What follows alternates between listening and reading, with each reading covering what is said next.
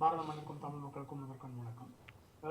ஆளுநருக்கு டிஸ்கிரிஷன் அப்படின்ற ஒரு பயன்பாட்டை வந்து இந்த பல இடத்துல கேள்விப்பட்டிருக்கோம். ஸோ அதனால முதன்மையாக வெற்றி பெற்ற கட்சி அப்படின்னா அந்த கட்சியை தான் வந்து ஆட்சிக்காக அழைக்க வேண்டும் அப்படின்றது நார்ம் மட்டும்தான், தவிர சட்டம் கிடையாது. சட்டம் அப்படின்றது அவர்கள் வந்து கொடுக்கும் கடிதத்தில் எங்களுக்கு வந்து தேவையான அறுதி பெரும்பான்மை இருக்கிறது அப்படின்னு கொடுத்தா ஆளுநருக்கு வேற வாய்ப்பே கிடையாது. அவர்கள் அழைத்துதான் ஆக வேண்டும். ஆளுநர் வந்து நீங்க எனக்கு மெஜாரிட்டி ப்ரூவ் பண்ணணும் அப்படின்னு கேட்டாதான் தவறு. ஏன்னா ஆளுநர் வந்து அதை வந்து ஃப்ளோர் டெஸ்ட்ல வெறும் இதுல அசம்பிளியில மட்டும்தான் பண்ண முடியும்.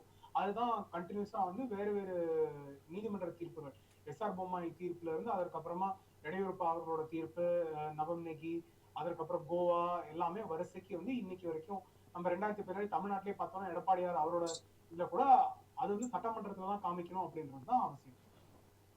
ஆனா இங்க ஒரே ஒரு மாற்றம் என்ன அப்படின்னா, இப்ப வாஜ்பாய் அவர்கள் 96ல பார்த்தோம்னா என்னால காமிக்க முடியும் அப்படின்னு சொல்லி அவர்கள் வந்து ஆட்சிக்கு கேட்டாங்க. அன்னைக்கு வந்து ஜனாதிபதி வந்து பர்மிட் பண்ணாங்க கே.ஆர். நாராயணன். ஆனா என்ன ஆச்சு, அவரால் 13 நாள்ல ப்ரூவ் பண்ண முடியல. அதனால ஃபெயில் ஆச்சு. திரும்பி 98ல கேட்கும் போது என்ன சொல்லிட்டாங்கன்னா, நீங்க வந்து உங்களுக்கு அறுதி பெரும்பான்மை இருக்குன்னு நம்பருக்கு நீங்க காமிங்க, அதுக்கப்புறம் நான் வந்து உங்களுக்கு வாய்ப்பு தரேன்.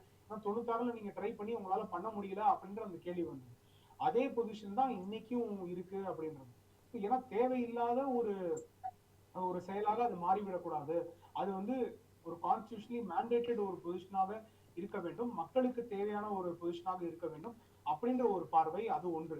இரண்டாவது, ஆளுநர் வந்து புரோட்டம் ஸ்பீக்கர் வந்து அப்பாயிண்ட் பண்ணணும். அப்ப எந்த கட்சியில இருந்து புரோட்டம் ஸ்பீக்கர் அப்பாயிண்ட் பண்றது?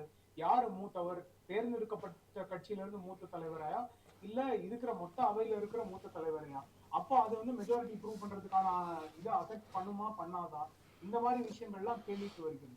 ஸோ ஆளுநர் அப்படின்றது இறுதி நிலையில வந்து இவங்க ஜெயிச்சுட்டாங்க, அதனால இவங்களதான் கூப்பிட்டாகணும் அப்படின்றது கிடையாது.